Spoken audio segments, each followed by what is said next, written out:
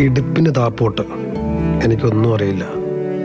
ഒരു കാര്യങ്ങളും urine pass ചെയ്യുന്നതായിട്ട് ബാത്റൂമിൽ പോകുന്ന ഭാഗമായിട്ട് ഒരു കാര്യങ്ങളും എനിക്കറിയാൻ പറ്റില്ല. എനിക്ക് സ്വയം കാലനക്കാൻ പറ്റില്ല. ഫുള്ള് പാരലൈസ്ഡായിട്ട് കിടക്കുകയാണ്.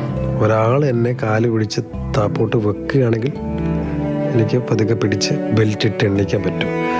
അത് ഒന്നാമത്തെ കാര്യം, ബെൽറ്റ് എന്ന് പറഞ്ഞാൽ നടുവ് ഒടിഞ്ഞ് രണ്ടായതിനു ശേഷം അവിടെ പുറത്ത് കമ്പി ഇടേണ്ട വന്നു.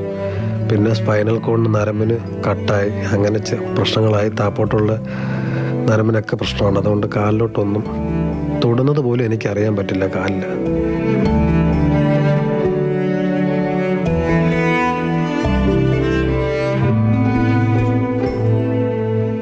ജലീൽ എച്ച് നാസർ സഹപ്രവർത്തകനായിരുന്നു.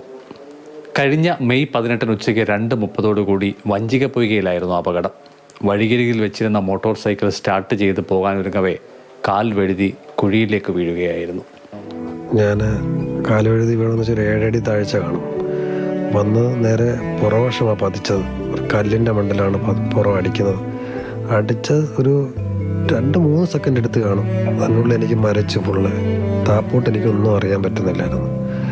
പിന്നീട് ഞാൻ സ്വയം എൻ്റെ കൈ കൊണ്ട് കാല് ജസ്റ്റ് തിരിച്ചപ്പോഴത്തേക്ക് എന്താ പറയുക, ഒന്നും അറിയാതെ കാല് മറിഞ്ഞു പോകുന്നു. ആ ഒരവസ്ഥയിലായിരുന്നു. അങ്ങനെ അവിടെ ആൾക്കാരൊക്കെ വന്നപ്പോഴും നമുക്ക് എടുക്കാൻ പലർക്കും പേടിയാണ്. അങ്ങനെ ഞാൻ അവിടെ കിടന്ന് എന്നെ എടുക്കുന്നവരോട് പറഞ്ഞു, എടുത്ത് മടക്കാൻ നിൽക്കണ്ട, നടുവിന് താപ്പോട്ട് പ്രശ്നമായിട്ട് എനിക്ക് തോന്നുന്നുണ്ട്, കാരണം എനിക്കൊന്നും അറിയുന്നില്ല താപ്പോട്ട്. അങ്ങനെ അവിടെ 1 മണിക്കൂറോളം കിടക്കേണ്ട വന്നു, ആംബുലൻസ് വരുന്നവരെ. 5 മാസം പിന്നിടുന്നു. ജലീൽ അതേ കിടപ്പിലാണ്. കോട്ടയത്തെ സ്വകാര്യ ആശുപത്രിയിലായിരുന്നു ചികിത്സ. ശസ്ത്രക്രിയയിലൂടെ നട്ടെല്ലിന് കമ്പിയിട്ടു. 2 ആഴ്ചയിലധികം നീണ്ട ചികിത്സകൾക്കൊടുവിൽ ജൂൺ 3-നാണ് ആശുപത്രി വിട്ടത്. ഫിസിയോതെറാപ്പിയാണ് നിർദ്ദേശിച്ചിട്ടുള്ളത്. അതിന് ഫലം കണ്ടു തുടങ്ങിയിട്ടുണ്ട്. ജലീൽ വേഗത്തിൽ സുഖം പ്രാപിക്കട്ടെ. CK Abhilal, Mathrubhumi news, Pathanamthitta.